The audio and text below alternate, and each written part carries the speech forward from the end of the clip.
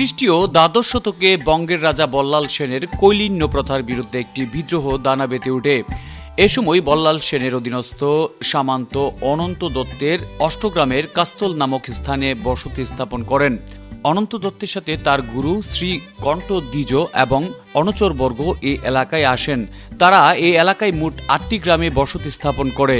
কালক্রমে এই ৮ গ্রাম অষ্টগ্রাম নামে পরিচিতি লাভ করে। অন্যমতে এই স্থানটি একটি সমৃদ্ধশালী গ্রাম ছিল। সে সময় এই গ্রামের নাম কি ছিল তা জানা যায় না। হযরত শাহজালাল রাদিয়াল্লাহু আনহু এর ৮ জন সঙ্গী নিয়ে এই অঞ্চলে ধর্ম প্রচারের জন্য এসে কিছুদিন বসবাস করেছিলেন। অষ্ট আউলিয়া গ্রাম হিসেবে ৮ আউলিয়ার গ্রাম বলা হতো। কালক্রমে তা অষ্টগ্রামে পরিণত হয়েছে। অন্যমতে এই অঞ্চলের ৮টি মৌজা গ্রাম হিসেবে সুপ্রতিষ্ঠিত ছিল। এই মৌজাগুলো হলো অষ্টগ্রাম, আসিয়া, দুবাই বাটেরা, নরসিংহ পূর্ববাদ, হাসাল, বীরগাঁও, ৩২ গাঁও ও বারেচর। এর ভিতরে অষ্টগ্রাম ছিল সবচেয়ে সমৃদ্ধশালী। পরে এই গ্রামগুলোর সমন্বিত নাম দাঁড়ায় অষ্টগ্রাম।